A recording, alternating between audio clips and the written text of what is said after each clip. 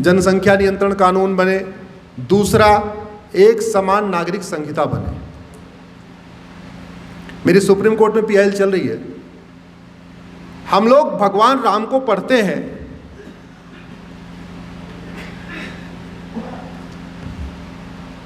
एक चीज जरा आपसे पूछते हैं, आपके यहां संस्कृत पढ़ाई जाती नहीं पढ़ाई जाती? 8वीं तक 10वीं तक? 8वीं तक, 10वीं तक पढ़ाई जाती है। हिंदी भी पढ़ाई जाती होगी 8वीं 10वीं तक, इंग्लिश भी पढ़ाई जाती होगी। संविधान कहता है 3 भाषा पढ़ाना चाहिए सबको, ये संविधान कहता है। तो यहां पे हिंदी संस्कृत इंग्लिश पढ़ा रहे होंगे, यूपी में भी हिंदी संस्कृत इंग्लिश पढ़ाते हैं। भारत के अधिकांश राज्यों में हिंदी संस्कृत इंग्लिश पढ़ाई जाती है। दक्षिण के राज्यों में, तमिलनाडु में वो संस्कृत पढ़ाते हैं, तमिल पढ़ाते हैं, इंग्लिश पढ़ाते हैं, मतलब कोई एक उसमें तमिल ऐड कर लेते हैं। आज मैं जो बोलने जा रहा हूं, ये इस दिव्य भूमि में पहली बार बोल रहा हूं, और शायद इस भूमि का चमत्कार है कि ये आइडिया मेरे को अभी रास्ते में आया, जहाज में बैठे बैठे आया, मैं प्लेन में बैठा था। संविधान का आर्टिकल 351 कहता है सबको हिंदी और संस्कृत लिखना पढ़ना बोलना आना चाहिए, ये कहता है। अगर हम हिंदी में कविता पढ़ाने की बजाय रामचरितमानस लगा दें तो कैसा रहेगा? जोर से बोलिए जरा। हिंदी भाषा भी सीख लेगा बच्चा, और 8वीं आते आते पूरा रामायण का रामचरितमानस सीख लेगा। हमारे सामने 2 जनप्रतिनिधि बैठे हुए हैं, आप भी हैं, आप भी हैं, आप लोग इसको उचित फोरम पे उठाइए। संविधान कहता है संस्कृत आना चाहिए। अगर संस्कृत में दूसरे राइटर्स की किताब लगाने की बजाय वाल्मीकि रामायण लगा दे तो कैसा रहेगा? जोर से बोलिए जरा, जोर से अपना व्यक्त करिए।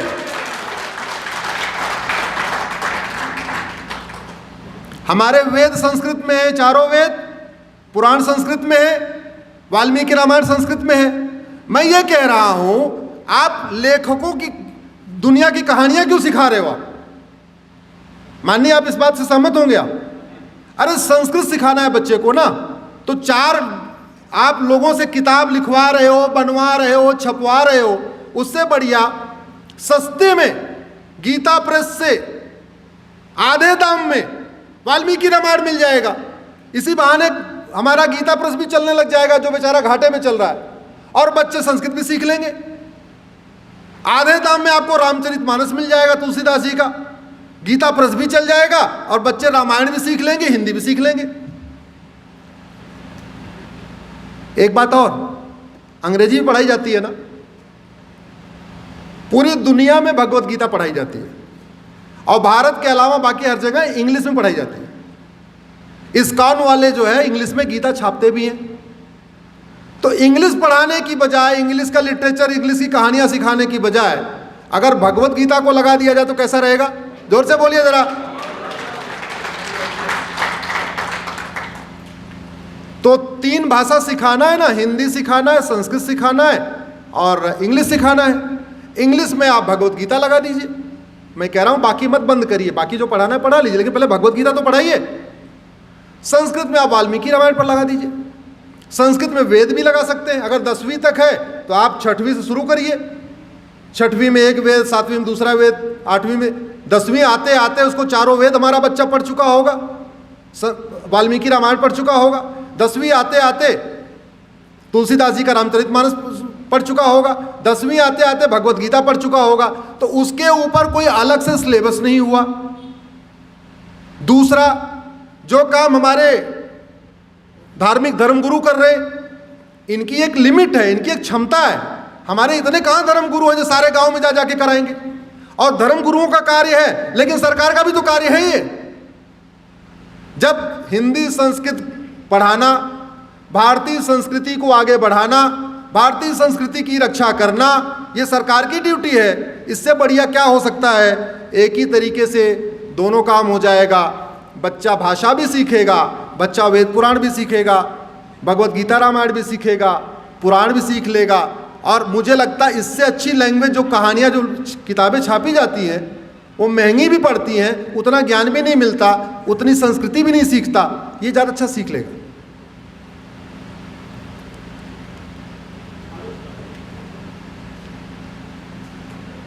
बात हो रही थी कि सनातन संस्कृति की चुनौतियों की। मैंने कहा ना कि अंग्रेजों ने इस देश को बर्बाद करने के लिए बहुत कानून बनाए। एक कानून तो मठ मंदिर को कंट्रोल कर लिया, दूसरा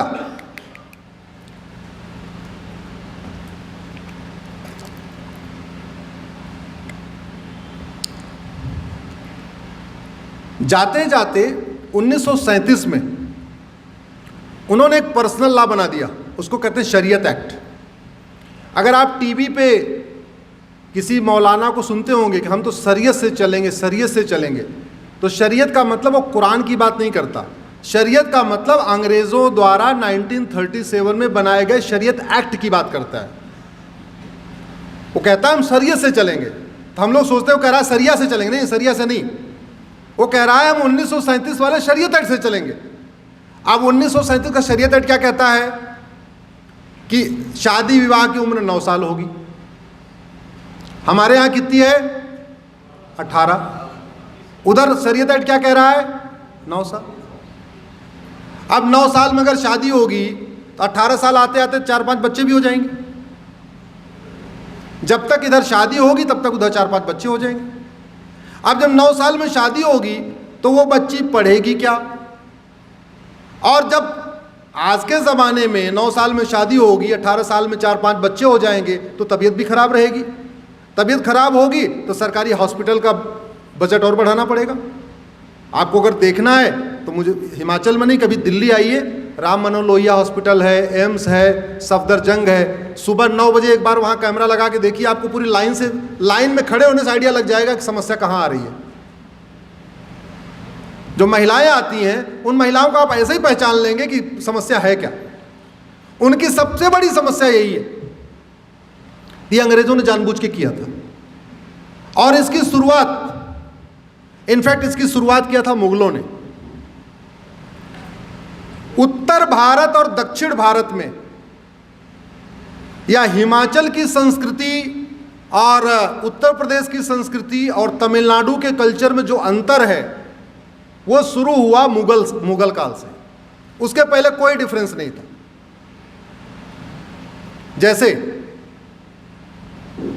हमारे यहां विवाह संस्कार दिन में होना चाहिए, हमारे वेद में लिखा हुआ है। यहां दिन में होता है कि रात में होता है? जोर से बोलिए। नहीं तो रात में होता है। हमारे उत्तर प्रदेश में भी रात में होता है, लेकिन केरल, कर्नाटक, आंध्रा, तेलंगाना, तमिलनाडु में दिन में होता है। जानते हैं क्यों? क्योंकि ये दिन में विवाह होता था तो मुगल क्या करते थे कि लड़कियों को, हमारी बेटियों को उठा लेते थे। उनसे बचने के लिए हमने रात्रि विवाह शुरू कर दिया। हमारे यहां घर में विवाह नहीं होता था। हमारा घर विवाह कहां होता था? मठ मंदिर में। मैंने आपको कहा ना, मठ मंदिर हर तरीके का cultural centre, religious centre, marriage centre, सब कुछ होता था। लेकिन चूंकि मठ मंदिर पब्लिक प्लेस होता था, वहां विवाह करते थे, तो वहां से वो, और जो सड़क के आसपास होता था, जो सड़कें बनी होती थी उसके बगल में होता था, वहां उठा लेते थे। तो हमने क्या परंपरा बना लिया उनसे बचने के लिए? घर में विवाह। और घर में भी कैसे? आंगन के अंदर, कि बाराती बाहर बैठे हैं, अगर अटैक होगा तो बाराती तब तक संभाल लेंगे, हमारी बेटी बच जाएगी। यह कुरीति आई मुगलों के टाइम। हमारे घूंघट प्रथा, हमारे, आप बताइए कि इतने आपने सीरियल देखा, द्रौपदी, सीता, सब लोग देखा, देवियां हमारी, कोई घूंघट में है क्या? कोई है घूंघट में? जहां जहां मुगलों का राज्य था वहां वहां घूंघट प्रथा थी, शुरू हो गई। जहां मुगल नहीं पहुंचे वहां घूंघट प्रथा, दक्षिण भारत में घूंघट प्रथा नहीं है। जहां जहां मुगलों का राज हुआ वहां बाल विवाह शुरू हो गया। दक्षिण भारत में नहीं है। जहाँ तो बाल विवाह, रात्रि विवाह, घूंघट प्रथा ये कब शुरू हुई? 15वीं शताब्दी के बाद। उसके पहले न बाल विवाह था, न रात्रि विवाह था, न घूंघट प्रथा थी, कुछ भी नहीं थी। 1000 साल पहले हमारे अखंड भारत में, अखंड भारत का मतलब पाकिस्तान, अफगानिस्तान, बांग्लादेश की बात कर रहा हूं, पूरे भारत में एक कल्चर था, पूरे भारत में एक प्रथा थी। लेकिन भारत बंटता गया, भारत घटता गया, और कैसे कैसे बटा है, कैसे कैसे घटा है, मैं इसका एक डेटा आपको बता देता हूं। ईसा से 200 साल पहले जब चंद्रगुप्त मौर्य का राज था तो भारत की जनसंख्या 14 करोड़ थी। ध्यान से सुनिए सब लोग, कितनी थी? 100 साल के बाद 15 करोड़, यानी बढ़ी।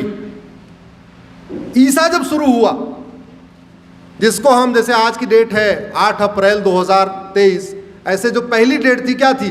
0000000, पहली डेट यही थी ना। तो जब ईसा शुरू हुआ तो भारत की जनसंख्या थी 18 करोड़, यानी जनसंख्या बढ़ी। पहली शताब्दी में भारत की जनसंख्या थी, ईसा के समय 16 करोड़, पहली शताब्दी में 18 करोड़, दूसरी शताब्दी में 20 करोड़, यानी जनसंख्या फिर बढ़ी। तीसरी शताब्दी में 22 करोड़, चौथी शताब्दी में 25 करोड़, पांचवी शताब्दी में 28 करोड़, छठवीं शताब्दी में 33 करोड़, और 7वीं शताब्दी में 40 करोड़। तो अभी आप देख रहे होंगे लगातार जनसंख्या बढ़ती चली जा रही है। बढ़ना ही चाहिए, स्वाभाविक सी बात, जनसंख्या बढ़ती है। 7वीं शताब्दी में 40 करोड़ है, 8वीं शताब्दी में 39 करोड़, 39 करोड़, 1 करोड़ कम हो गई। इसका मतलब भारत घटा, भारत बटा। 9वीं शताब्दी में 38 करोड़, 1 करोड़ फिर कम हो गए। इसका मतलब भारत बटा और भारत घटा। जोर से बोलिए, भारत बटा, भारत। 10वीं शताब्दी में 36 करोड़, यानी भारत बटा, भारत। 11वीं शताब्दी में 33 करोड़, यानी भारत बटा, भारत। 12वीं शताब्दी में 28 करोड़, यानी भारत बटा, भारत। 13वीं शताब्दी में 23 करोड़, इसका मतलब भारत बटा, भारत। 14वीं शताब्दी में 18 करोड़, यानी भारत बटा, भारत।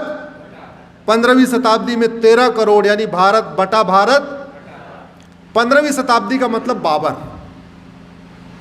15वीं शताब्दी का मतलब। तो अगर आप कैलकुलेशन के हिसाब से देखें तो 15वीं शताब्दी में भारत की जनसंख्या 15 करोड़ है, और ईसा से 100 साल पहले भी 15 करोड़ है। इसका मतलब 1600 साल तक भारत की जनसंख्या वही है। ईसा से 100 साल पहले कितनी थी? 15 करोड़। 15वीं शताब्दी में भी 15 करोड़, यानी 1600 वर्षों तक भारत बढ़ता रहा। भारत 7वीं शताब्दी से बढ़ना घटना शुरू हुआ है, जनसंख्या वहीं पहुंच गई जहां ईसा से 100 साल पहले थी। और इसको आप सीधे सीधे ऐसे भी समझ लीजिए, 15वीं शताब्दी में बाबर आया तो पाकिस्तान में कोई मुस्लिम था क्या? जोर से बोलिए। बांग्लादेश में कोई था? भारत में कोई था? आज की डेट में भारत, पाकिस्तान और बांग्लादेश में टोटल 60 करोड़ मुस्लिम हैं। कितने? 15वीं शताब्दी में कोई था? 2000 में कितने? 60 करोड़, यानी 500 साल में कितने हो गए? अरे बोलिए भाई, 60 करोड़। मैं गलत तो नहीं बोल रहा हूं? बैटरी डाउन हो रही है क्या? भारत माता की। देखो, मैं इंजीनियरिंग का स्टूडेंट हूं, वकालत तो मैंने बाद में किया है, पहले मैं इंजीनियर था। तो जो बातें कह रहा हूं आपको डेटा के हिसाब से बता रहा हूं, और थोड़ा बातचीत का तरीका भी मेरा वो थोड़ा बहुत हंसी मजाक वाला नहीं, मैं आपको कैलकुलेटेड फैक्ट के साथ बता रहा हूं। बाकी हंसी मजाक करने वाले तो बहुत लोग आएंगे, अपना कविता पाठ होता रहेगा। इसका मतलब 500 साल में टोटल बाबर के बाद भारत, पाकिस्तान, बांग्लादेश में कितने मुस्लिम हुए? ये कौन है? ये मुस्लिम है क्या? कौन है ये? क्या कन्वर्जन बंद हो गया? तो हमने फिर सीखा क्या?